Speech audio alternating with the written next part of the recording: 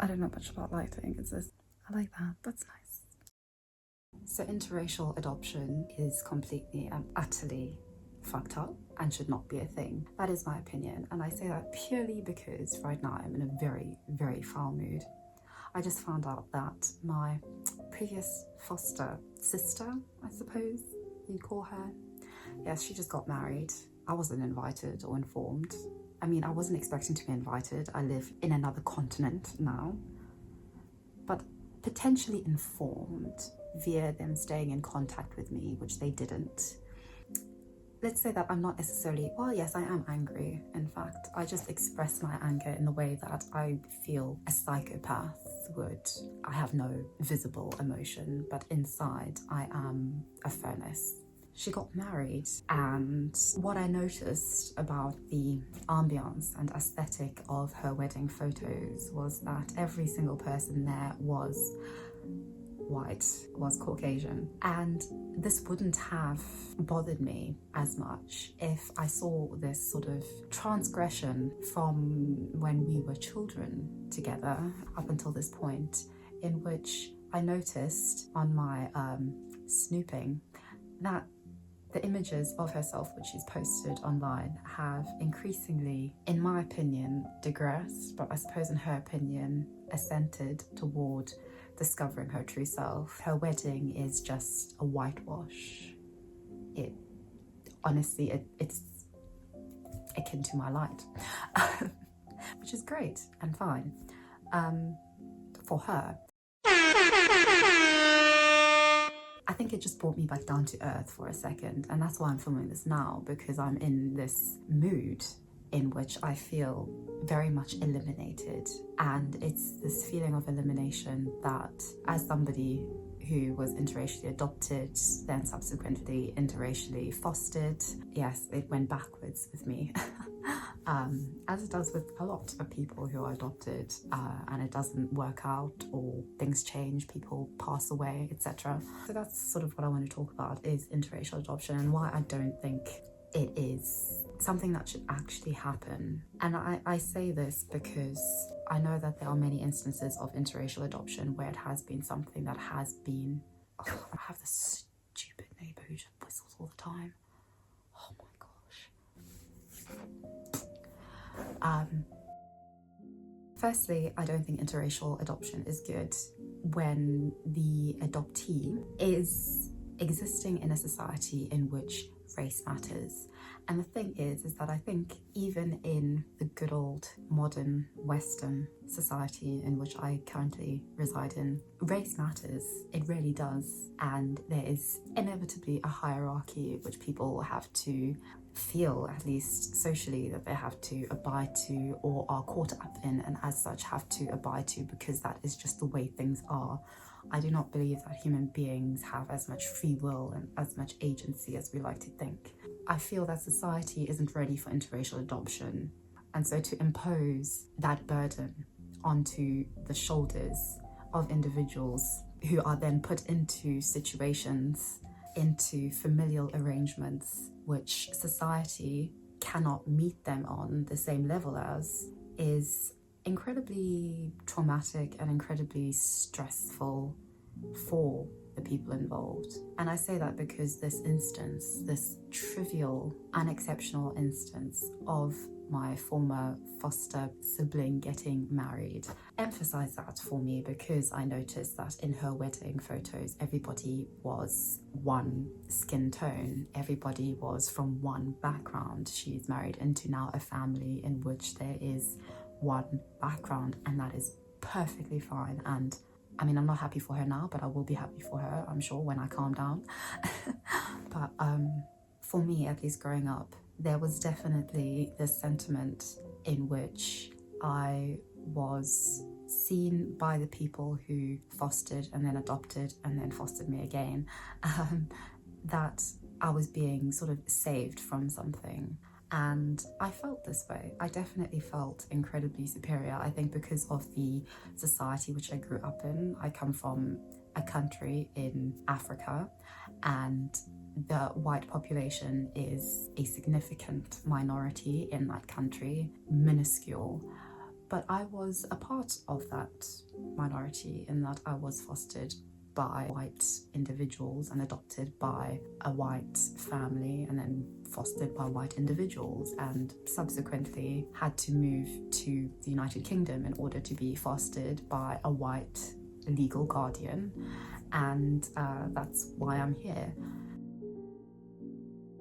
I never learned my native tongue, and I never learned about my heritage, my ancestral roots, all those things that apparently give every single model and influencer on Instagram meaning. I never learned those things, and I never acquired a knowledge or a respect for them. And this was very noticeable when I was obviously in situations with the vast majority of the population of the country which I originate from. It didn't assist me in my interactions, and I was often ridiculed and often shamed for not knowing my language.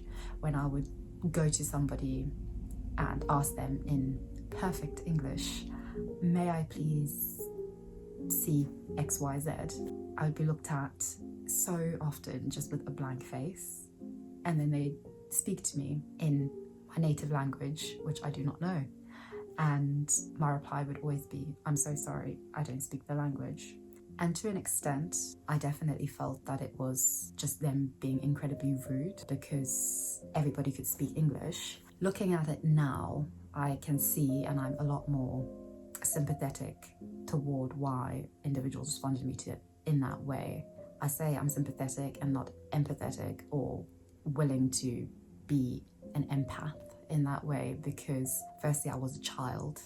Secondly, we all spoke English, everybody spoke English. And thirdly, I feel that there could have been a way around it that didn't necessitate being ridiculed or being informed that I was a disrespectful little brat. That just made me not want to learn it. And I wasn't given the resources or the means to learn it because the families who I grew up with were English speaking. They were white Africans, and they saw it as a good thing that I didn't speak my native tongue because it represented my progress.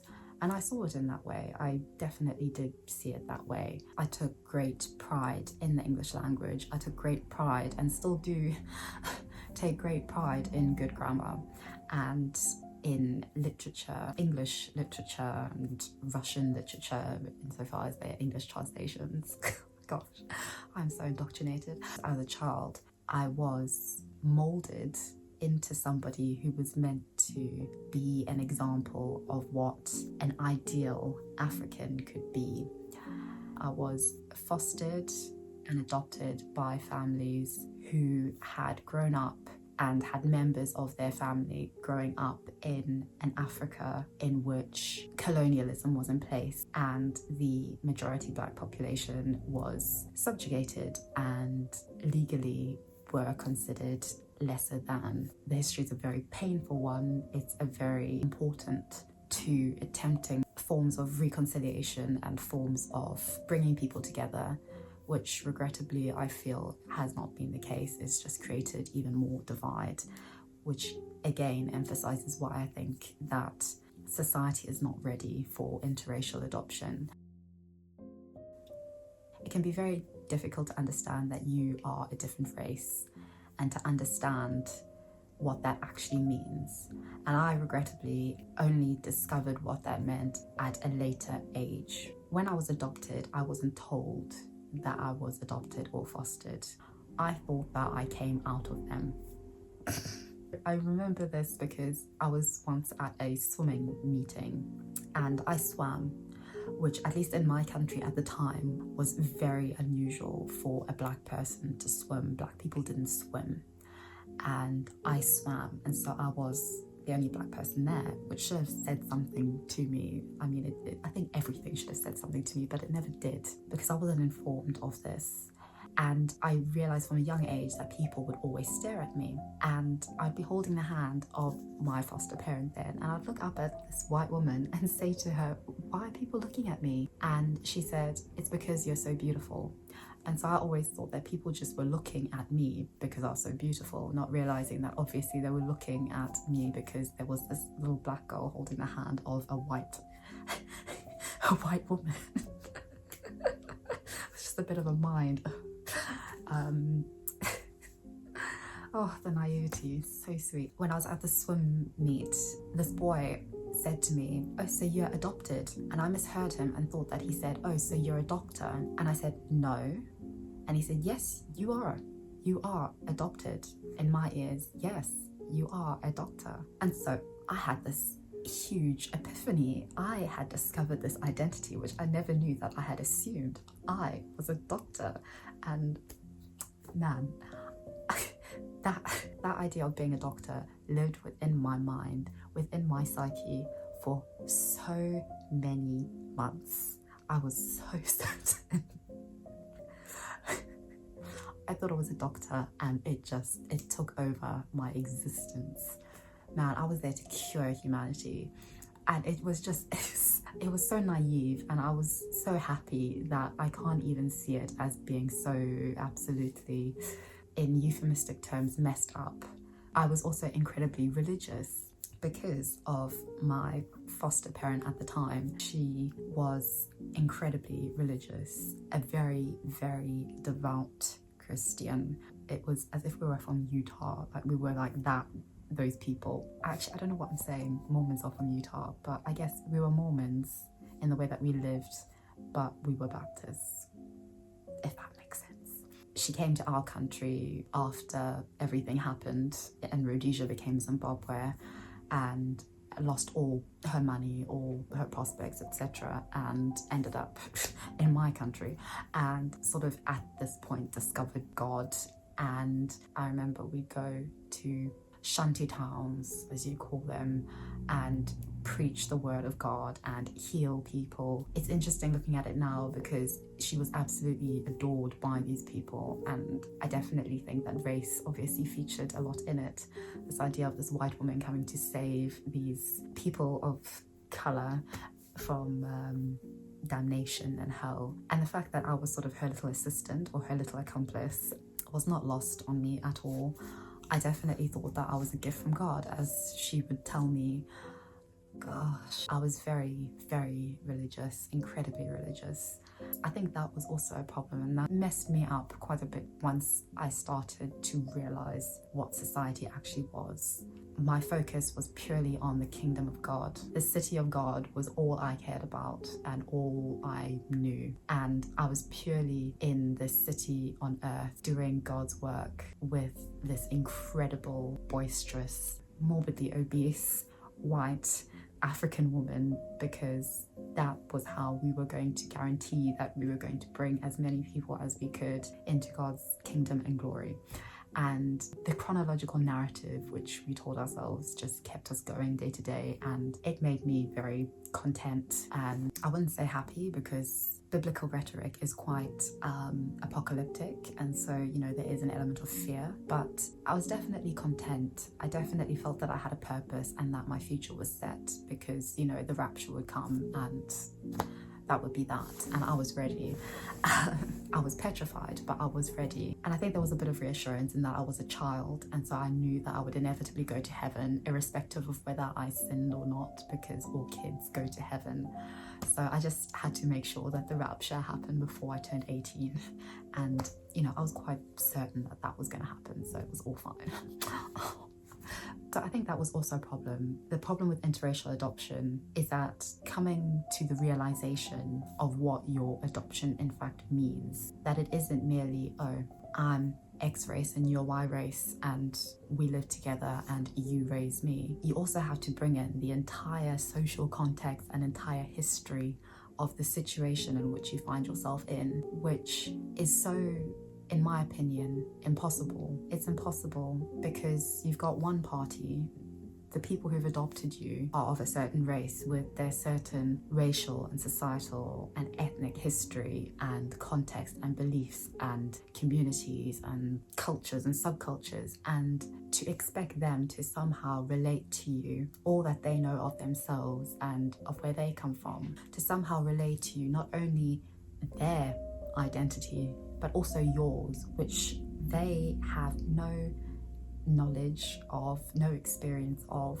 and to somehow relate to you in such a way that you are able to find a connection and an identity in where you come from, as well as where you are now. That is a burden which cannot be satisfied, cannot be overcome. I strongly believe that that is impossible. And so I don't blame the individuals and the families who raised me for not relaying to me where I came from, because I think that it was something very difficult, something virtually impossible to actually do in a way that was satisfactory or would be satisfactory for both parties. I'm resentful, but I don't necessarily know where my resentment is meant to be channeled toward. I don't necessarily have something that I can specifically channel that resentment toward, which is difficult because it sort of just festers. The reason why I want to sort of talk about this is because I have, as everybody does when you're having problems with things like identity, you go onto Google and usually Google sort of helps you to an extent, even if it is a very niche and very curated extent insofar as ads are concerned. But I found that in looking at academic articles and studies and research that has been done on the effects of interracial adoption, there really isn't that much information on it. And if there is information, it's exclusively associated with the United States and adoption in the United States, which is a very different experience to the rest of the world, irrespective of what Americans and America may think. There tends to be this sort of consensus, I think, insofar as there's so little information and research on this, that race doesn't impact adoption, that doesn't seem to be any abnormalities or any sort of defects or problems with it. There seems to, as a consequence, be this sort of dismissive consensus that, oh, they're fine. When you have sort of a problem, and you resort to Google, which is meant to have answers to everything, and it just says, oh no, you're fine. That can be quite... So I think that's sort of why I'm sort of induced toward also talking about this a bit. But anyway, I think the problem with interracial adoption is that lack of understanding and that lack of connectivity.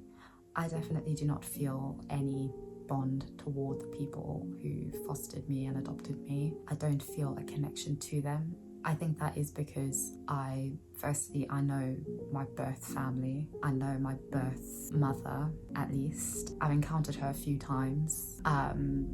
My elder brother and I were born with alcohol fetal syndrome, and I was actually diagnosed as brain damaged. My brother was brain damaged, and we were actually separated from each other in the foster system. Our mother basically took us out onto the streets one day and just left us and went on her merry way, and we were picked up and then put into foster situations, and we were separated, and we only reunited again when I was 10 years old, and after that never saw each other again. This is something that I've never been able to talk about with any of my foster or adoptive families, because firstly, when I have tried to speak about it, I've always been dismissed, and there's absolutely no acknowledgement of this other human being who shares my DNA and my blood and my everything. And also, we now consequently speak different languages because we were separated.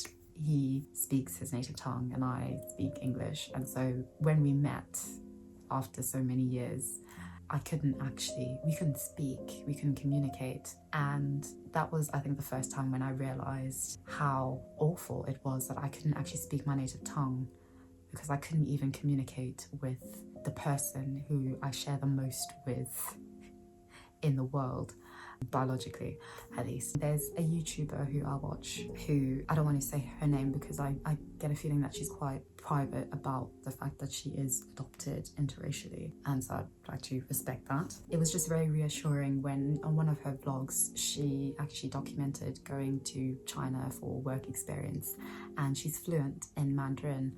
And that was a shock. I didn't realize that she was fluent in Mandarin because I sort of thought that we were kindred spirits in that sense of not knowing our native tongue.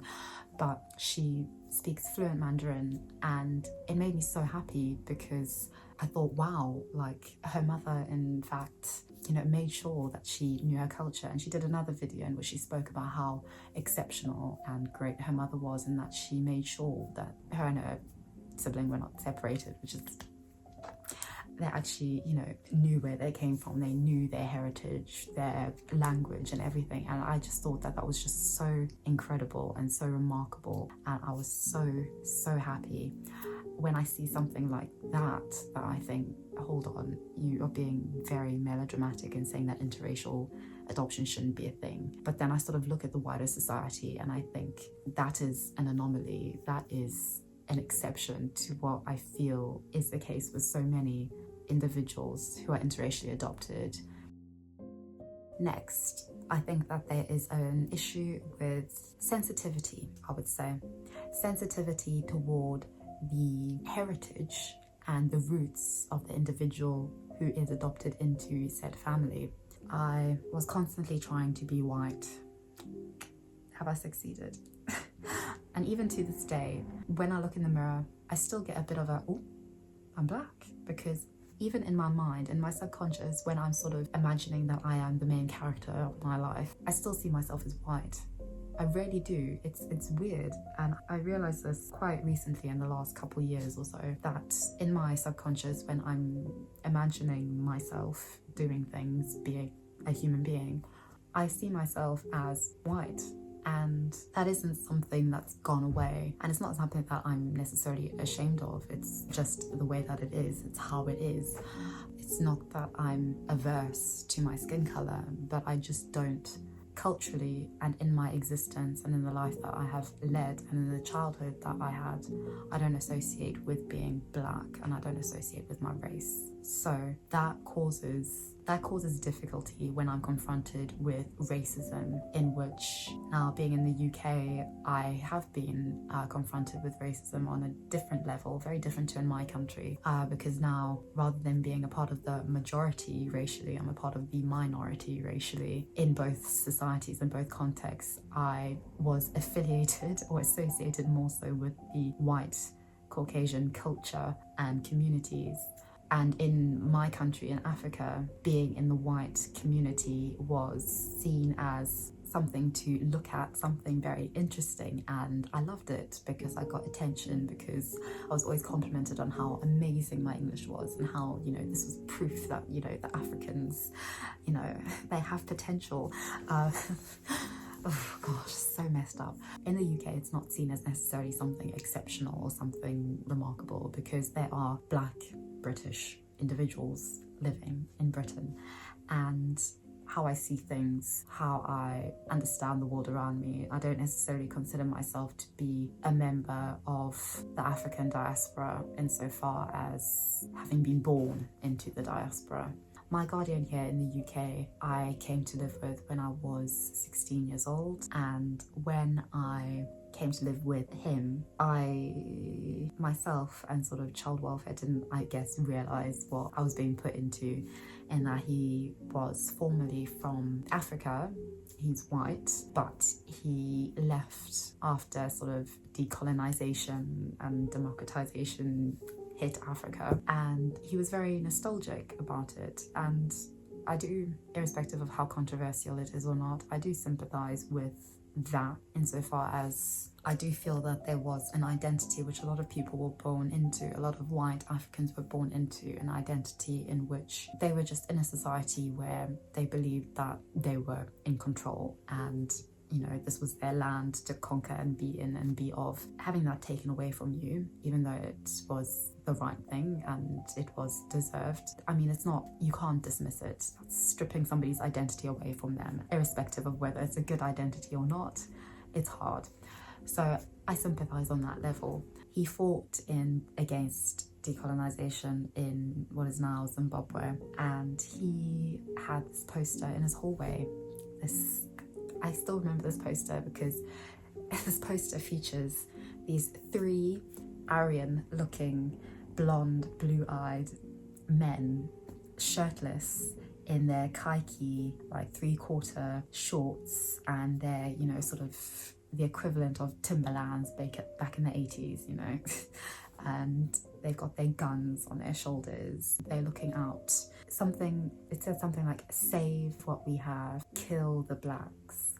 I feel that sometimes when you just can't actually articulate the horror and the distress of something, you just have to laugh. That's at least what Joker taught me.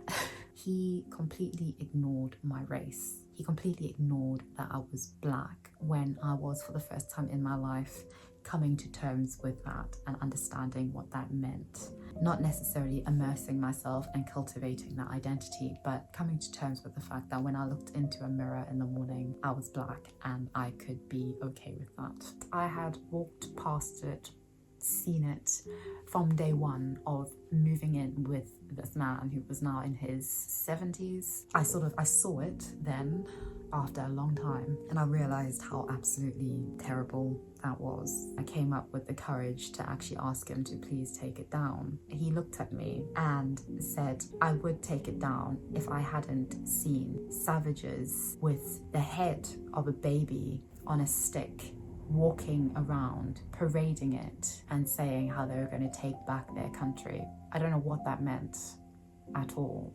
because at least in my research, I couldn't find any historical evidence of white babies' heads being chopped off and put on a stick and paraded around. Maybe he heard this through the grapevine, the African grapevine, who knows. The poster stayed, obviously. I've always been told overtly, not just subconsciously, but overtly, to be grateful for what I have insofar as I was adopted by whites and thus was given greater opportunities. And yes, I that is something that I do grapple with. I do realise that I, for instance, would not be in the United Kingdom. I would not have gone to university. I would not have read Dostoevsky. Oh my gosh, a world where I didn't read Dostoevsky. I wouldn't have without, you know, the whites. So in that sense, I'm with Peter Griffin. Thank the whites. I wouldn't say that I'm happy, and I definitely have not been happy since my early childhood. I think once I realised I wasn't a doctor, things sort of went downhill, and I haven't been happy, but I've been living, and that's fine. I live life, and that's great, and that's fine, and that is how it is, and I do things, and I think that's the best I can ask for, or the best most of the world can ask for. I'm not going to pretend to be happy, because, you know, I don't have the energy for that. I'd rather invest that energy into American Horror Story. When I was fostered, I would try to be the perfect child for said individual, said family, but obviously with fostering, it really doesn't work out most of the time. It really doesn't. I felt constantly that I'd failed because I'd sort of be passed on and forgotten, and I felt that I was responsible, that I was the failure, relative to it just being circumstantial and often also racial. I think at least with the family in which I had a sort of foster sister, she was white and she was actually biologically the child of the woman who I was living with. And that woman even said to me that if she had to pick between me and her daughter, she would have to pick her daughter. That broke me a bit, but I understand. I do understand. Rationally, I understand. Emotionally, I know no other sort of individuals who are actually interracially adopted in that way. So it would be fascinating actually to potentially hear from others. Yeah. What's your experience? What's your encounter? What's your belief? What's your opinion? How's your experience been or differed or been of a similar dynamic to what I have just very, very sporadically and incoherently relayed? But anyway, that's fun. I think a salad will make me feel better. Yes, I'm gonna eat a salad. So that's my story. Thank you for watching, and I'll see you in the next one.